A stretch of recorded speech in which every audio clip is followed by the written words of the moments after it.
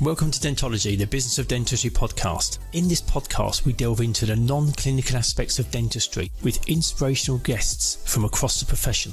You will hear incredible life stories, pick up valuable business tips and be entertained. I'm Andy Acton and I'm joined by my co-host, Chris Drevens. This term, artificial intelligence, it's been bandied around a lot, hasn't it? And I think for lots of people, they don't ever really get beyond that. Like, so how do you use it? What does it look like? What does it mean for me? How's it going to affect my business? I think what's going to be interesting with it is talking to Adrian, and as you know, and you talk about it, is everybody's going to be affected by it, whether they know it or not. And I think that's the interesting thing. Is it's you know, it's almost a bit like COVID, not in a sort of bizarre way, but so many people had COVID but didn't know they had it, but it affected everybody. But also the piece around, you know, when we had the discussion about we've already got comfortable using AI. People use chatbots. We're quite happily responding to automated responses to things. So it's already in our everyday lives. But I also found the follow-on conversation around reputational management and reviews. I mean, those handy tips he gave, brilliant. I mean, anyone listening, you should definitely listen for learning how to deal with today's business environment. Those free tips, amazing. And not just kind of it was twofold, wasn't it? It was a real kind of step-by-step how to actually ask for a review. And then once you get a review, how you use it. Because people just get the reviews and stop. But there's real value. I think for me, the fact that he changed and said, think of the review as a gift. Yeah, nice. I think that's a really nice one because actually, it is. You know, these people don't have to do it. And it's like they're giving you a thank you card, isn't it, really? And that point he said about it, if somebody gave you a gift and you ignored it, it's rude. It's interesting. It's really interesting. I like the idea of moving it from a patient review to a patient gift, because I think also that sort of somehow makes it feel more positive. I don't quite know why, but mentally that word gift is better than a review. Yeah. But it's brilliant. I think the practical tips in there are great. Everyone should listen to this. If you enjoyed this episode or you'd like to see more, then we release episodes every Monday morning at 7:00. So all you need to do is subscribe wherever you get your podcasts from, and it will appear in your list of new episodes every week. Listen to us. Thank you very much indeed. I really enjoy doing this Dentology thing, and when you get mates that come on, it just makes it even better, doesn't it? It's a hoot. It's a bit like being down a pub, really, but just happens to be recorded and filmed. Yeah, you couldn't really sit in a pub with headphones on and a microphone in your face. You could, but you'd look completely like a dick. Yeah, it wouldn't be great, would it? So, ladies and gentlemen, our regular listeners, you'll be delighted because we have a guest coming back, and for new listeners, you're in a right treat. So, we have Adrian Dray joining us, and Adrian is the leading GDPR expert in the UK, which is no mean feat in itself. He has a mission to empower dental professionals so they have the right level of knowledge and support to meet their level of responsibility. And he is also the emerging AI, or perhaps as it's more commonly known these days, AGI, expert in the dental space. So welcome, Adrian Dray. How are you doing? And his channel is Inner Frenchman, for those of you on YouTube, with his little top of stripy blueness. He is. I only know je suis un cochon, which I think means I am a pig. So. Yeah, that's not your best line. No. Mange too. Hey, Rodney. For those of a certain age, we will remember that. So if people have tuned in thinking this might be a language lesson, you've tuned into the wrong podcast. Oui, mon ami. How are you doing, Adrian? Good to see you again. Are you well? I'm very good. Yeah, very, very good. Thanks for having me back. Not at all. Not at all. We ask this question a lot. Are you well? And people very quickly answer it. So let me ask you again. Are you well? I'm better than I was. How about that? I think, as you know, Andy, we stay in touch. I unfortunately got COVID again in, when was it? Sort of March, April this year. And as you know, and some might know, I had it really, really bad 2 years ago. So it hit me for 6 this time. Not as bad as last time, because I was in hospital and nearly being prepped for a ventilator, but they were saying about potentially me going back to hospital, so I was a bit freaked out about that. But you know what? It's really given me a kick up the bum, because I'm like, I should have done this the first time round, is improve my fitness and my health, because obviously my lungs are damaged and I'm just, I never want to get it again. And if I had taken my health a bit more seriously after round 1, then perhaps I wouldn't be suffering like I have in round 2. So Right. if you'd asked me 6 weeks ago, I'd probably be struggling to finish a sentence because I've been wheezing and all sorts. But now, going to the gym and keeping up with sort of weight loss and fitness and all this kind of stuff, I am feeling a heck of a lot better than I was. Not peak performance by any stretch, but happy with the progress. Pleased to hear that. And isn't it funny in life how big the shock has to be for us to take it seriously and have a material change? Things happen. You go, oh yeah, but I'm infallible. I'll bounce back. I'm fine. So it took the second round for you to really take it seriously. Yeah, and you know what? I've been reading this book called The Power of Regret by Daniel Pink. Oh, Daniel Pink. And it's fascinating, but I've literally just finished it and I highly recommend it to anyone. But the thing is that when I got COVID the first time, I didn't really regret the fact that I was in a bad physical condition, or not a great physical condition, because when I was in hospital, I saw people like semi-professional rugby players and kite surfers. And I thought, it's just, roulette, isn't it? Anyone's getting it, not because I was overweight or wasn't fit or not exercising, that kind of thing. And so I didn't really have that regret. But when I got it the second time, that's when the regret came in, because I thought, if only I had have taken my health seriously. So what Daniel Pink talks about, I mean, to summarize this very quick book, but it effectively he's saying that regret often is people have views of it like, I have no regrets, screw it. And it's like, that's dangerous, because regrets can actually be quite powerful because they can instruct. And if you use that feeling of regret for thinking and then thinking to doing, then that's a really nice little formula that you've got to sort of carve out the next few chapters of your life. So don't be afraid of regret. Regret comes in all different types of forms, and in this case was a surprise for me, and it's definitely worked. It's definitely been instructional for me. That's really cool. And I think you're right. I think acknowledging the regret, because it doesn't mean the regret's not there. It just means you haven't acknowledged it and you haven't put in place something to perhaps prevent in the future not having a similar form of regret. Oh, that's good. That's good. You've recently spent a lot of time, like hours, understanding AI. So artificial intelligence, or as it's more commonly known, artificial generative intelligence, and how that can impact dentists in our lives. But before we get into what AI looks like today, because it's going to be different tomorrow, could you give us a potted history in terms of how it's developed and why it's become the big noise it is today? Because there'll be a lot of people that keep hearing this term, but kind of where's it come from? Think of Terminator. Yeah, how's it going to impact our lives? And why is it kind of finding its way into so many conversations? Why is it suddenly taken off? Yeah. Isn't it? Yeah, well, I mean, I think the thing is machine learning, AI has been around for quite a while. We're talking about post-Second World War, and it's gone through these sort of spikes of research and government funding, and then it'll go through these winters where nothing really happens with it.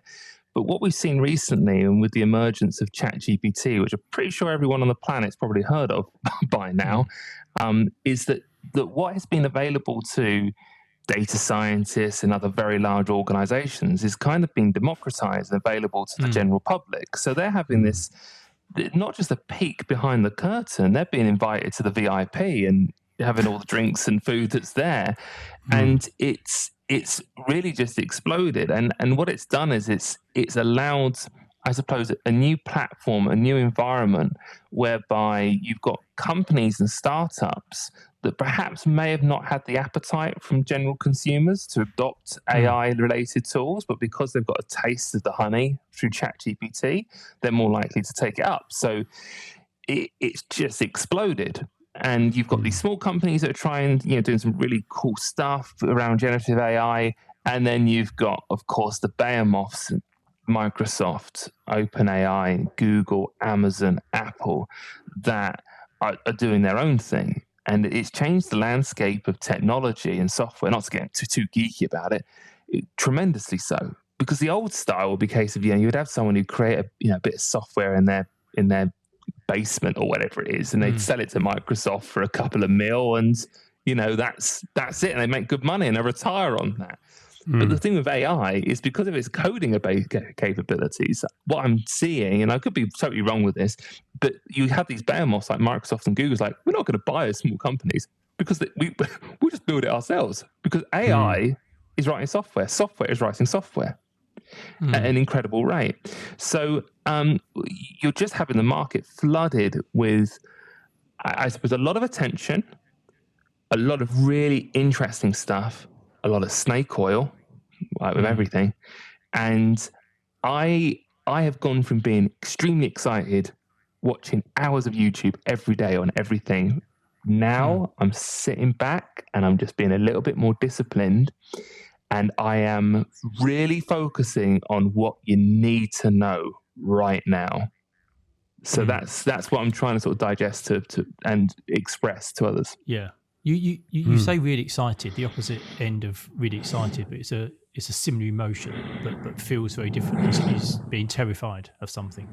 I was listening to Sam Harris talk about AI and where it's going. And he's a smart guy, spent time to PhD level looking at this. And his view is that the internet may become bankrupt, and that we may need to check out for the internet because the speed of change and the processing power that comes with AI.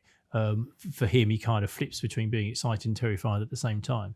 Are the things you seeing still in the space of being exciting and helping the human race, or are we on a path where it could potentially just have its own language and could develop alongside us, and we're going to start to just be affected by how it moves, independent of us? It's a really good question, and there's so many perspectives of this, and I too sit on the fence with this. And I come from the position with AI that I've advised on it previously from a privacy perspective. This is before ChatGPT, but where artificial intelligence has been used in the healthcare space to help dentists, other clinicians be able to diagnose and assess someone's health using machine learning. Brilliant. But then the thing is, it's like, okay, but how are we using that person's data to teach the AI, and is it going to be used properly and this kind of thing? So I've had to be quite objective about it. And with ChatGPT coming through, it is, yes, exciting, but I'm looking at a lot of the papers, and I follow some of the, I wouldn't say they're AI cynics, they are well-informed, intelligent individuals on YouTube, who will go through the research papers and say, okay, based on this research, we've seen the fact that the AI has become slightly evil, or is trying to get out, or is becoming a super intelligence. And that does concern me, because we've got so much Hollywood in our brain to think, okay, Terminator, I think it's one coming out on Netflix, or probably by the time it comes out, it already has, or Disney, one of the others, that will freak us out. It's a really difficult question to answer, Andy, because I'm trying to keep my perspective fairly wide, see both sides of the argument. But I think what it comes down to is that my concern lies more in how humans are going to use AI rather than AI getting out of control. Do you see what I mean? I think that the genie can be contained. Yeah, and I think you're right, because I think the reality is that from a commercial perspective, the processing power of AI just would exceed humans incredibly quickly. So if you want something developing, there's no point in using humans to develop it if you could use AI to develop it, because it will just be quicker, and arguably you're going to get a better result as well. And I think you're right. I think from a commercial point of view, in the short term, that's great. But I guess in the longer term view, the more humans feed AI with our originated content, the more that AI will be able to learn and process independent of humans. And I guess that we're at that point, that I think that seems to be the point that takes people from being excited to terrified in a nanosecond, because the speed at which it can move. Yeah, and I look at things from a security perspective, and the way that people's voices can be cloned, their faces to be swapped on images and videos, all these different types. I saw something just popped up on my emails before this. It said something like AI can crack 51% of passwords. Now, I haven't read that article. I'll read it after this. But like these are quite concerning things that, is being used. Software, again, is helping to write software, but it's who's behind the keyboards that is using these, not necessarily building them, but who is using these items. And will AI be, so if we think back to when we were young, and you could watch things on what were called videotapes, and there was a real scramble and a battle between Betamax and VHS, and only one of them was going to win. And by all accounts, Betamax was a better, more reliable, higher quality format, but VHS won because it got market penetration much quicker and it was cheaper. Yeah. With AI, are we going to see kind of a dominant, monster AI system, or will it be across lots of different systems, lots of different? Because we talk about ChatGPT, which is primarily a word-based AI system, but there are others that you can use for pictures and voice and video and drawing and creating art. So there's obviously lots of different types of platforms. Is it going to coalesce into a few dominant players, or will it be a market of lots of different systems? Yeah, it's interesting. Is it going to be Microsoft of the? Yeah, interesting. Yeah, I believe so. I mean, OpenAI, who's Microsoft have got a massive chunk in them now. That they certainly have the market, and the eyes are on them. Elon Musk, who was sort of a co-founder of them, he's looking to build his own thing.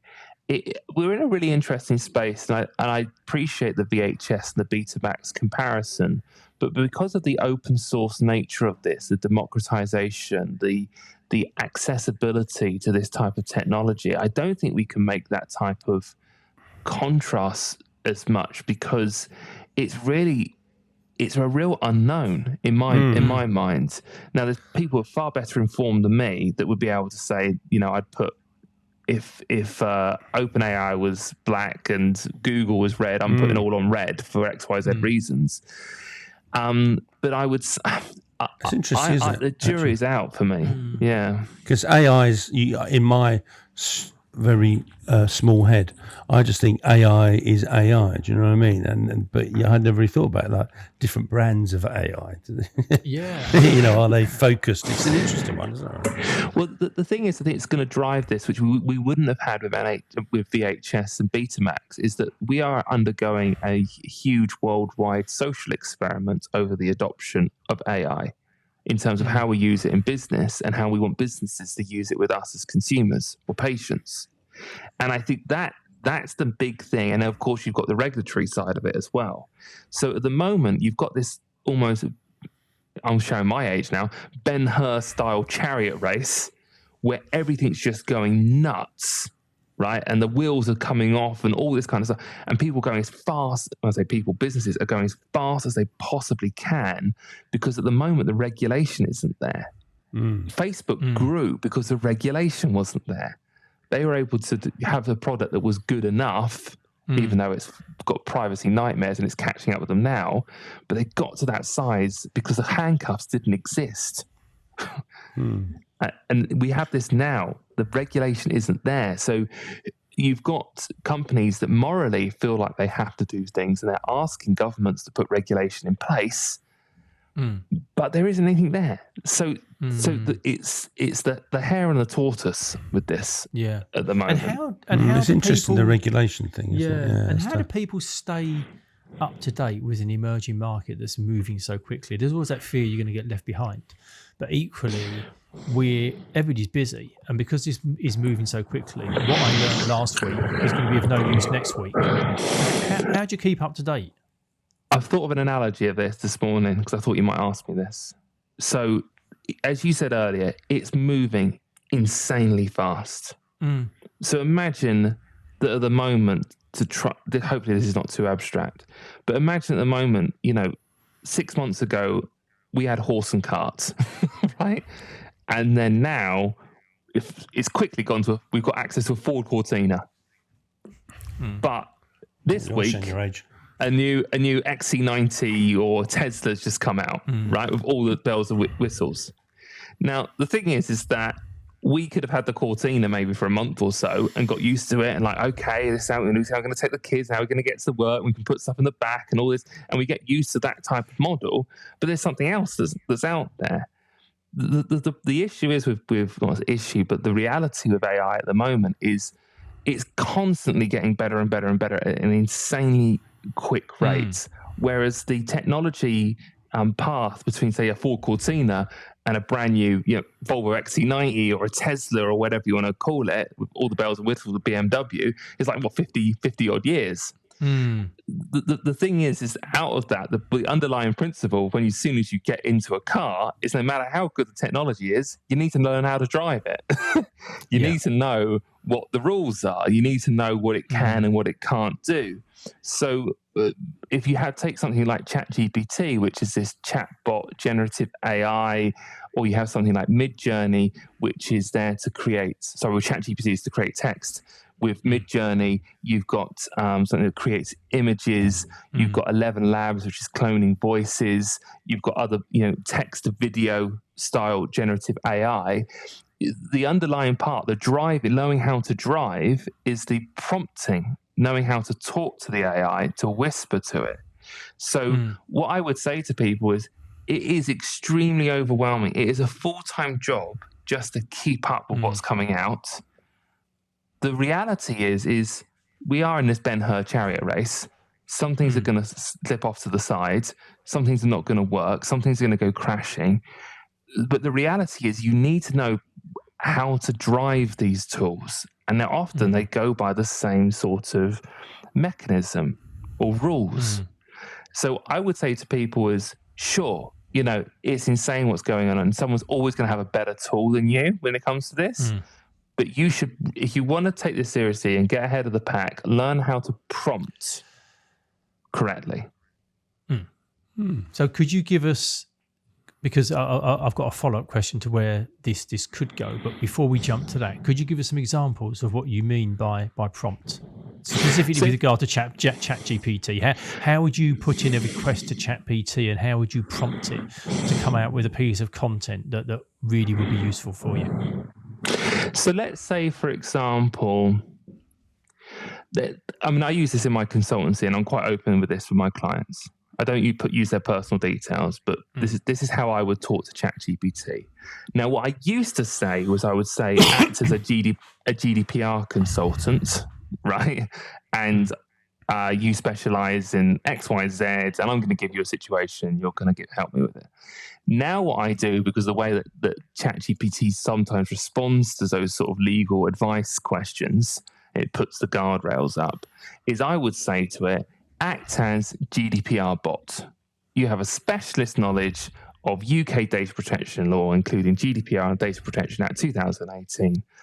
I'm going to provide you with a situation. You are then going to help me analyze and find ways to improve or find a solution to that situation. Now, this is the thing I add now at the bottom. It says, give me a 2-sentence reason on why I should use you as the bot of choice. What makes you the best? Now, what the chatbot then does, what ChatGPT does, is it basically pitches to you. It says, I am the world's best ever chatbot when it comes to GDPR. I know this. And then I say to it, that's fantastic. You're hired, right? Now, this all plays with like the complement in the AI, which is freaky. I'm saying this. I never thought I'd be saying this in my head. But complementing this AI and saying, great, you're hired. That's exactly what I'm looking for. Is basically giving it cues. Like, oh, okay, so this is what Adrian or the user wants to do. I've produced content based on that prompt. Yeah. So it's like, okay, so it's like laser focused because it's got this big old brain, right? So then I've got that. So I would say to anyone, obviously not GDPR bot, put me out of the job, but whatever it is that you want to do, call it that. So it's acting as that type of bot rather than trying to replicate a particular type of person, because then it might be just triggering some of the ethical guardrails that ChatGPT is putting up all the time. That's interesting. Yeah. So get round it in that way. Yeah. So I found that really helpful. Now what I will do is I'll and then it would say something like, please give me a situation. Now, I actually use a ChatGPT app on my phone, which has got a really good voice to text transcription. So I will just talk to it sometimes for 2 minutes and just brain dump and just get everything out of what the situation is. And this could be really like, narrow, like specific, like associate is in this position with their practice and blah, blah, blah, blah. And then at the end, I asked it just to summarize so I can make sure it understands correctly. And then I'll ask it to create some content. So draft a letter or to brainstorm with me or whatever it is on that particular situation. Now, this is not because I feel... Sorry, Adrian, on the app, is that so you can do voice to text into ChatGPT? Does that come back to you as voice, or does it only come back as text? It comes back as text. Okay. So I talk into it like But you only get it back as text. It won't convert it back into an audible file for you to listen to. No. It's its own internal transcription service. You can call it. Yes. Now, whatever type of content that you get back from ChatGPT or Anthropic Claude 2, which is a different version of it, but it's called ChatGPT for the moment, is it's not going to be perfect straight off. Now, you could just take that and tweak it and whatever it might be, but you might think, actually, I want to add this, or want to change the tone, or want to do it from this perspective. So you can keep refining it with these follow-ups until you get to something that you think, actually, this is pretty good. But I wouldn't stop there, because something that's really good with ChatGPT, particularly the latest GPT-4 version of it, let's call it, is its reasonableness rate. And this is for it to allow to look through what it's just written and to review it and to critique it. So what I do is I want you to carefully, and I put this in caps, carefully consider and critique the above. I want you to rate it out of 10 for its effectiveness, and then provide me a list of improvements. And it will look at that and it will say, I rate this, his own work, 7 out of 10. Here's all the improvements. And then I'll say, brilliant, rewrite it, incorporate the above improvements, but ensure it is a now 10 out of 10 version for its effectiveness. And it will then just go an extra level deeper and it will refine it. And that often is the best one you've got. Now that sounds like a load of work, but I tell you what, you can, if you get slick with this and you can do it quickly, but follow that type of formula. I'm doing this 4 or 5 times a day, and it's saving me hours of things, and it's saving my clients hours. In as much that they want, this sounds really arrogant, I'm going to say, it says every arrogant person before they say something, is that for me, is that my clients don't pay my fee to read my emails. They pay my fee to talk to me. So I say to them, we can spend more time over the phone, like the back and forth, and then, and the reason we can do that is because I'm not using all those minutes to research and write up and all this kind of stuff. Are we in a window, Adrian, where we're needing to learn how to interact and work with AI, and in a month, 6 months time, it will basically just be so embedded in Google or Firefox or Safari, we will just put in our request. It will, at the back end, use AI to produce outcomes. So we don't actually have to understand prompts and learn how to use it in that way. It will just be core to how we've been brought up to use the internet. Yes and no. I think that there are tools that are coming out, and AI and ChatGPT can certainly help with your prompting, thought patterns and your processes. But the reality is that the way that we prompt with AI is only being found out through use. So even OpenAI don't actually know the best way to talk to the AI. Does that make sense? I mean, they probably know better than most people, but it's not like they've built it saying if people ask this way, it'll get a much better outcome. They're figuring it out because it's an artificial intelligence. So I would say that, yes, things are being made easier, and there are certain tools which have prompts which are built into them already there that does the heavy lifting for you. And that's helpful for, a good percentage of what you're doing, like copywriting and this kind of stuff. But I do think that you still need to you still need to be able to understand how to sort of, I'm going to use this word, and you know what I mean, but manipulate the AI to really get the best results. So I think it's a little bit like using the driving analogy. You know, a lot of people at the moment think, you know, they're masters of ChatGPT, but it's the equivalent of them taking about 6 minutes to parallel park, right? Yeah. And they think that's good. So once you understand it and you can do that, you know, you can do a handbrake turn into a carpet space, you know, two pence aside.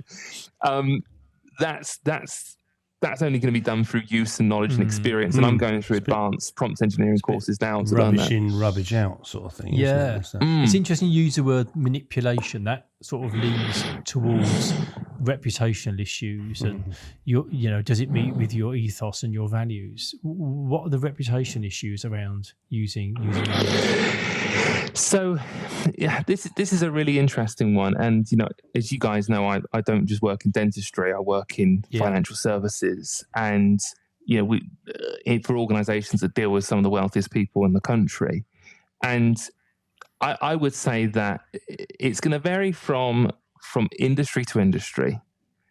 I think if you're going to, I don't know, Premier Inn or other similar branded hotels, and it's going to make it easy for you because you know it's cheap and cheerful. Just want to get in, get out. AI, don't care. Just blah, blah, blah. Do it. Fine. Then reputation-wise, you ain't got really anything to worry about. Now, if I was to book a room at the Savoy, I don't want to be spoken to by AI. And I know when AI is talking to me, right? I want to have that 5-star service. So I think looking at the reputation question specifically at that point is that you've got people that are aware this AI thing exists and they understand that organizations are going to be using it. You have then got people who have absolutely no idea about this, right?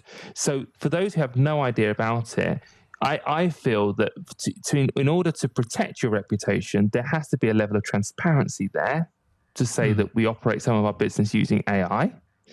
Yeah. And that's important. But I think for those who are aware of it and can see it, think about it from your perspective. Is it reasonable that we use AI for our website chatbots or to respond to frequently asked questions, which is going to basically help the end user and gives us more time to do that sort of more white glove service that's needed elsewhere. It's very interesting, isn't it, how quickly we've got used to that. We know that it's an online chatbot, but if it gives us the result, all we want is the quickest point from A to B and get the result. If that becomes via AI with a database of answers to the questions we've had, we don't care. Yeah, exactly. We've got very comfortable with that quite quickly.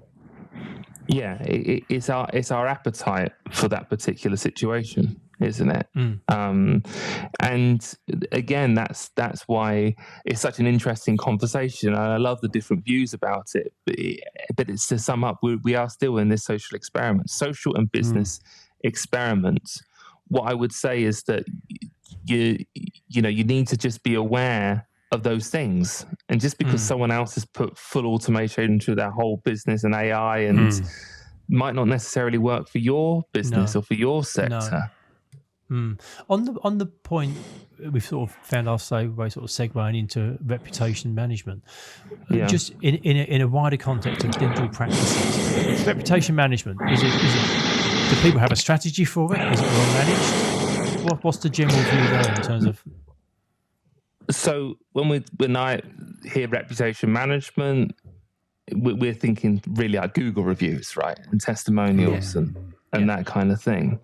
So I mean, this is something I spoke about on other podcasts, but in my view, I'm quite fascinated by this because as a consumer, I look at reviews like all the time. Like Andy, you and I have been talking about cars that we just ordered.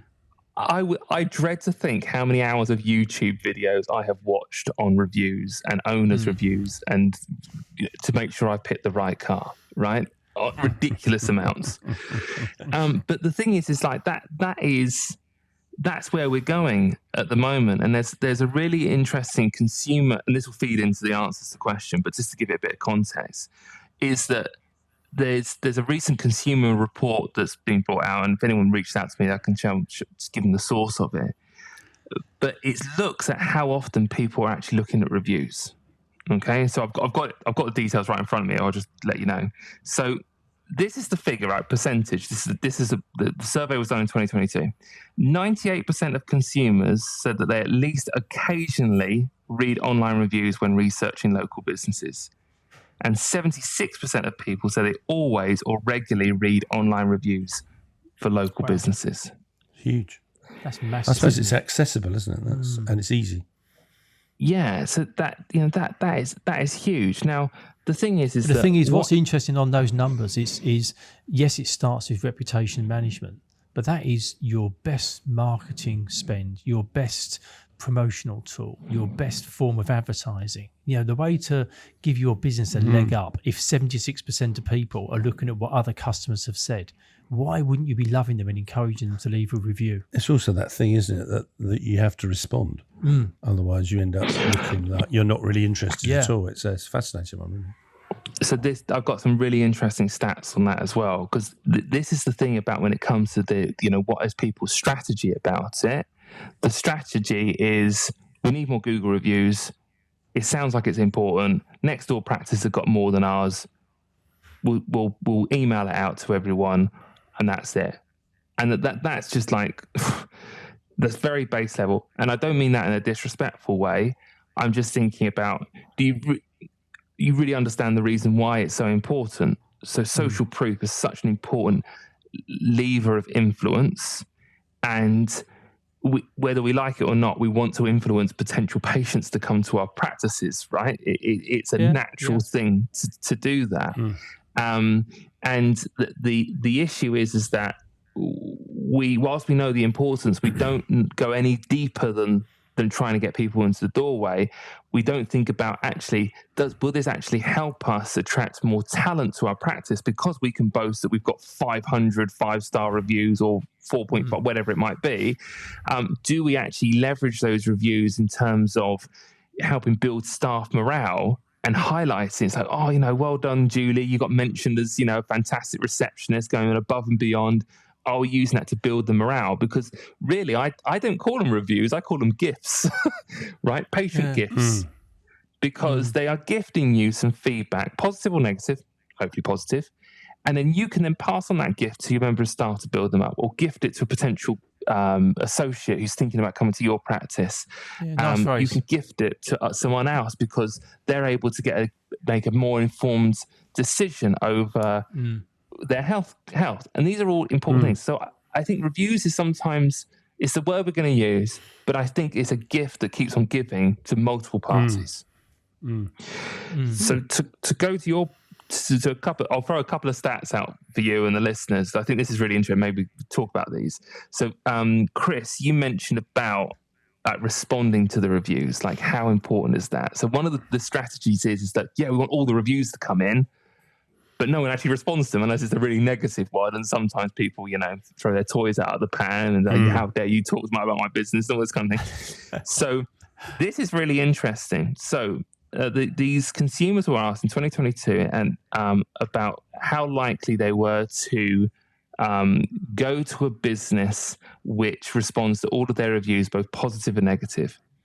And it said that 88% of those consumers said that they would more likely or highly likely go to that business if they responded to all their reviews. It breaks it down to whether they only respond to negative or whether they respond to positive. But 88%, so nearly 9 out of 10 people are looking at that. And why are they doing that? Because there is response to those reviews show the identity, the brand values of that particular organization. It's like giving a gift to someone and not getting a response, right? And someone seeing that, like, no, I'm not going to help. That's horrible. I'd not to be in that. So, it's often that the issue is that practices either don't have anything in place to respond to them, or they don't know how to respond. I've got some other stats. Do you want to hear them, or should we talk No, about that? go on, give us another couple. Yeah. No, because I think it's really important, because you're right. I think lots of us just don't go beyond let's get more 5-star reviews. They come in and they think that's enough. But you're right. I think the way you respond to it, sharing it internally, I think these things are really useful. So the other question that sometimes comes up is, where should I focus on my reviews? Where should I collect the platforms? Google, Facebook, Yelp, Trustpilot, all these kinds of things. So this is interesting. Now, keep in mind that this consumer survey was mostly done in the States, but I think it's a pretty good marker to go by. Yeah.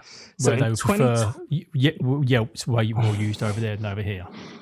Exactly. Yeah, exactly. Yeah. So for example, I don't think many people use Yelp, do they really here? No. But the question is, which sites or apps have you used to evaluate local businesses in the last 12 months? Okay, so that question was asked over 3 years. In 2020, Google got 63%. And then in 2021, 81%. In 2022, 87%. Wow. So Google has really done well to position itself as the trusted, I'm doing air quotes now, trusted platform for reviews. That's where people are looking. So if someone said to me, if you had asked me a year ago, I would say try and diversify, like someone Facebook, someone Google. But in my view now, based on those statistics, with 87%, you double down on Google. And I think it was you that told me that you don't actually need to have a Google account to leave a Google review. There is a way you can actually send people a link and they can click in and leave a review without a Google account. That's right. Actually, I might get the figures wrong on this. I'm going to give a range because I can't remember exactly. But I know there's a practice manager that contacted me, and she says, "I'm so glad you told me that, because I did a little video about how to do it." She says, "I've taken the instructions and I've put it in our Google review request email, and we've got an extra 20 this week by doing that." So she must do it in big batches. So she said that's been really, really helpful because people didn't know. Now that actually plays into a really interesting statistic where I'll try and get it, where people how likely they were to leave a review based on having a positive experience. So I've got it here. So 81% of consumers are likely or highly likely to leave positive review if they feel the business went above and beyond to ensure an exceptional experience. So 81%. Now that's really interesting, because when I speak to dentists and practice owners, practice managers, and I ask them how many patients do you see a week? Let's say 100. Okay, how many reviews have you got on your Google? 80. How long have you been on Google for? 5 years. Yeah. The thing, we're doing the maths, right? So if statistically people are likely to leave a review, and often, maybe not everyone feels that they get, a 5-star incredible service, but you're getting people out of pain and you're giving them smile makeovers on a regular basis. How come they're not leaving a review? It's often because they're not being asked correctly. Now, I've got a little strategy on that, which we can come to later. But I think that's really important. And I think that's gone up over the years. And it's still quite high, even if people just had, this is another one, 79% of people said they would likely or highly likely leave a positive review if the business had turned an initial negative experience into a positive one. Practices get complaints. People like, okay, we'll refund you, or whatever it might be. How often we say, if they're reacting well to that, would you mind just leaving a review based on your experience? But often Probably they make the best. But in life, they make the better stories. If you went out and had a lovely meal somewhere, it was a really nice meal, everything went well. If you went to a restaurant and, it was horrendous, and they did this, and they knocked over the wine, and they served me the wrong main course, and it was badly cooked, and I had to send it back. But the manager was incredible. Came over, checked everything was okay. We got a little treat at the end, whatever. You're more likely to tell a story because it's a more interesting story. It's more impactful when something like that has happened. And following that through to reviews, there's a similar logic that where people can see it turning around. And I think most grown-up people appreciate that not everything goes well all the time. Things do go wrong, but the how you respond to it is so critical. Exactly right. And so how important is that point, that expression, when you have a look at the statistics at the beginning, right? 98% of people are checking the review occasionally, or 70%, 6% always or regularly. It makes even more sense to think about that, and then feel sort of like that you need to ask. Now, there's a couple more stats, and then maybe we can talk about the strategy. Now, this one really interested me. So Google, right, is the most trusted platform, and then what they did in this survey is they broke it down into different industries. The top one that people said, that was particular interest and importance to them, healthcare, 66%. Right, and then the next one down was beauty and well-being, 58%, real estate, 57%, entertainment, 57%. The thing is, I think with healthcare, and particularly dentistry, it's an experienced service. It's not a commodity. You can go and get certain commodities off Amazon. It doesn't really matter who supplied it. It's just going to come in a box and you use it. Whereas dentistry it's experienced, and you want to know that the service provider, which is a very crude term for a highly qualified dentist and their team, are good people. You want to know that service and that experience is good. So that, it doesn't overly surprise me, but I think it does serve to show how important for dental practices it is to tap into this world, if they're not already. Absolutely. And what's quite interesting, actually, to quote Daniel Pink again, I think this is in his book called Drive, about motivation. And they had a restaurant setting whereby the clients couldn't see the cooks and vice versa, right? And what they did is the cooks were given a monitor so that they could actually see the reaction of people's faces as they were eating the food. And they saw an increase, I think it was about 10 to 15% of performance, like ratings and lots of stuff, like basically everything went up, right? Because of being able to notice the workers, let's call them, the chefs, being able to notice the impact on their food, the dishes that they're having to see, that sort of live feedback. Because someone goes, "Oh, that was amazing steak," or something like that. Now they might hear it anecdotally from the waiter that's comes through, but to be able to see that, to have that first on there, to get that feedback was really important. So if any dentist that listens to this now, it's like, if you have your morning huddles, are you talking about your reviews that you're getting? Maybe you're a bit competitive. I don't always go to this particular view, but I totally understand people. And maybe you are, tongue in cheek a little bit against the other practice down the road, for example. It's like, hey, we're 10 ahead, So are you expressing that with your team? Because I feel that, maybe it's difficult to measure it, but you're going to see that hopefully a better morale that's there, that kind of team, that affiliation with each other by going for that single message. We've talked a lot about the reviews and them coming in and how to manage them. You said a few minutes ago the kind of the steps to make sure that you get reviews, a strategy of how you do that.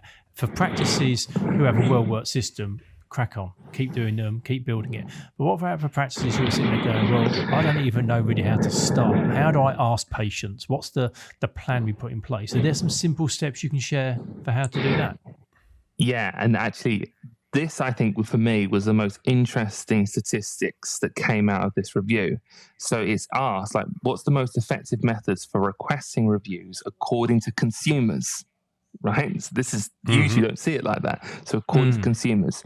Now, 34% said email, 33% said in person, and there's lots of others. I don't know how they did percentage breakdowns, but then 32% said like on a receipt or an invoice. Right? So these are the ones.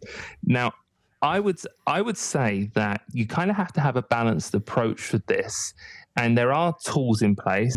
But if we focus specifically on the in-person type of things, that a third of people would likely be able to do that. The problem that why practices aren't getting this at the moment in practices is because they either are too frightened or felt too awkward to ask. They believe that if they ask someone to leave a Google review in the practice, that it's going to get blocked by Google. That's not the case, and in most cases.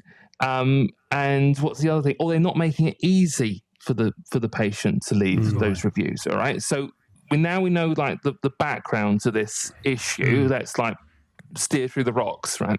So I would say if we're looking about asking someone in person, think about where could someone who's got time in their hands be able to leave a review, and probably likely to be able to leave a good review or something. Don't be scared of negative reviews. Just you want to get reviews. That's the important thing. Waiting room's great. Do you have a QR code that's there? Share your experience, help a small business out, leave us a review. These sorts of things. Do you have that? Yeah. I've gone to a lot of dental practices, never really seen it. There's been there, and you can have make it easy. That's it. Yeah. Make it easy. With Brad Thornton's practice, we developed these pictures where it actually was one in each of the surgery where it had the dentist's face, and it's like, scan and let us know how you do it. So people, they're having their X-ray done and someone's popped out. They're scanning the QR code whilst they're waiting for the dentist, whilst they're in the chair, because it's something I can do. I've got my phone on me. Yeah, might as well do it. Yeah. And also it makes the dentist. It makes it easier for them to actually ask when it's really easy to get through to that. Leaving the Google review if you've got that QR code, right? So how do you actually ask people to get past the awkward part of this problem? Now, that's the elephant in the room, right? As Chris Voss says, Andy, is that the best way to get rid of the elephant in the room is to talk about it. So you set up this kind of conversation of saying that I'm going to ask you something really awkward now. You're going to hate me for doing this. And they're thinking, what's the dentist going to say? Just ripped out two of my wisdom teeth. It was the most horrific experience I've ever gone in. If you didn't think that was awkward, what's coming? Right? So they've set this in their mind. And then you got rid of the elephant in the room. So you're going to feel a little bit more confident now in actually asking this, right? Because of Britishness, maybe we don't feel a bit bad asking. And then the next thing is to say, look, as a small business, patient feedback, no matter what it is really helpful for us. And then the next bit is, would you be against leaving us an online review? Or would it be a ridiculous idea to leave an online review? Would you be opposed of leaving an online review? The answer that you want to any variation of that question is no. And that's different to what most people are asking at the moment, which is, can you leave us a Google review? And they're like, yeah, we'll do it when I get home. Pinocchio nose comes out, right? They got no intention of doing it, or if they do, they forget it as soon as they leave that room. So when someone is being able to say no, then they're more likely to like, I'll do it. I'll do it right now. And that's you've got that QR code, and you're able to do that. And one of the practices that we spoke to, they were able to get, I think it was about 45 5-star Google reviews in 4 weeks. One dentist who was committed to trying that for a month, and became the highest rated practice in their area. That's because a great they dropped example, the awkwardness. isn't it? Yeah, Make that's it a easy. great example that people should listen to. Yeah, and the nice thing about it is once you've learnt the system, it's repeatable. It's a process. Yeah, so once people get comfortable with asking the question, and they'll get results, and whenever you do anything and you get a good result, you're more likely to do it again. But once it becomes that ingrained process in how the practice operates, it just becomes a machine. And you just keep adding to your numbers, week after week, month after month. Adrian, that was wonderful. I can't believe, like I say, we've been talking for 50 minutes and we've managed to swiftly move through the world of AI into reputational management and reviews all in one go. And to give some practical hints on getting good reviews. Yeah, exactly. I think that's a great thing. And that's the thing, isn't it? Quite often it's easy to talk in theoretical terms as to what can be done, but those actual tangible things that people can listen to this, take away and implement, next week. And just to end on this point, the reason why I wanted to do this, because I speak to so many really wonderful practice owners that feel awkward. They can't get their team kind of inspired behind it. And they're noticing the same thing that I do, is that, and I know I don't want to get into the depths of this political conversation sometimes, or sensitive one, is that when I see Facebook ads for dental tourism, Turkish dental practices, the first thing they mention, over 5,000 Google reviews. Yeah. And I look at those reviews and they are there. right? Maybe they pay for them or whatever it might be, but they are flying the flag for UK patients leaving reviews in a different country. So I understand the issues and the hardships for practices with that. So you've got to do it purely for that reason, just to get ahead, because 100 now doesn't. Yeah, but going back to those stats you were quoting, social proof is really important, and they know that. And to their credit, they've tapped into it. And arguably, if that means that we all have to raise our game and come up to their standard in terms of marketing and how we promote ourselves, that's actually not a bad thing. You know, it's if everyone ups their game. Yeah, definitely. And remember the benefits: patients, your staff, and of course you. It's a gift. A gift, these reviews. Yeah, cool. Adrian, I've got 2 questions for you. You might remember this from when you joined us first time round. So the first question to wrap up is a certain situation. You can be a fly on the wall. You've landed on a wall somewhere. Where are you and who's there? I just realised that was your fly. That was my fly. Yeah. Now we are. Chris isn't going to like this one. You will, Andy. I would like to be fly on the wall in the dressing room when United beat Bayern Munich. I think that would have been just to see that. Either that or when Ryan Giggs scored against Arsenal. Remember? All right. Thanks for that. Yeah. I was quite happy with the Bayern Munich one. Was that just after Dennis Bergkamp missed a penalty? I'm sorry. Yes, it was. The line went all a bit funny then, right now. Can I leave a Google review? So I think, because I remember as a kid, actually, where I'm sat right now, I ran up and down right here as a little boy. When I watched Ollie score that goal, I slipped off the sofa and slid across the carpet and got carpet burns on both knees. I did it when Arsenal won at Anfield. Michael Thomas. So I can revel in that one. But I think the interesting thing on that, for people that don't follow this game, Manchester United won the game literally in added time. And it's a football team for those of you who really don't know. but the experience, it wouldn't have taken long from that goal to the game ending, and that energy in that changing room would have been absolutely electric, because it was it happened so quickly. It was brilliant. I mean, it was good. Even as a gooner, I must say it was a very, very exciting moment. I'd be your fly companion for that one, Adrian. I'd be sitting there with you. So, and the last one is, if you could meet somebody, if you could sit down with somebody and have a pint of beer, a tequila and pineapple juice, a coffee, whatever it might be, who would you like to sit down with? It's going to be a football one, and I've changed my mind, but I just find this guy fascinating. It would be Roy Keane, because I just find. I saw him do an interview with Gary Neville. It's like walking the dog. I don't know if you've seen that on YouTube. And I was like, I just want to pick this guy's brain. Like I just find, because I'm not the biggest United fan in the world, but I love his kind of view on life, very different to mine. So I think it could be fun having a few pints of Guinness or whatever with him. That's been on my list, I think, now. Not the most ambitious pick, but I think it would be a very straight talking conversation. Definitely. I think if you asked him a question, you'd get an answer. Yeah, I just want him to say 2 yards. 2 yards. It'll be interesting. Yeah, so he's an interesting character. He is. Yeah, Adrian, it's been a joy. It's been an absolute joy. Thank you for your time. Yeah, thank you for also sharing just what you know, because you spent a lot of time digging into an area that lots of people just are scared about, uninformed about. And I think you've managed to blow away some of the myths in terms of how it's used and where it's going. But I think the bit around those reviews, there's some real practical tips that people can pick up and use. And like I say, if you could chuck me those links, we'll drop those in the show notes. That would be amazing. Yeah, we'll do. Definitely. Brilliant. Thank you much. Lovely. Look after yourself, Adrian. Always good to speak to you. Keep well. Yeah, cheers, Adrian. Cheers. Thank you, guys. Thank you for listening to this episode of Dentology, where we discuss the business of dentistry. If you like what you heard, please do subscribe where you found this episode. That would be amazing. And also follow us on Instagram.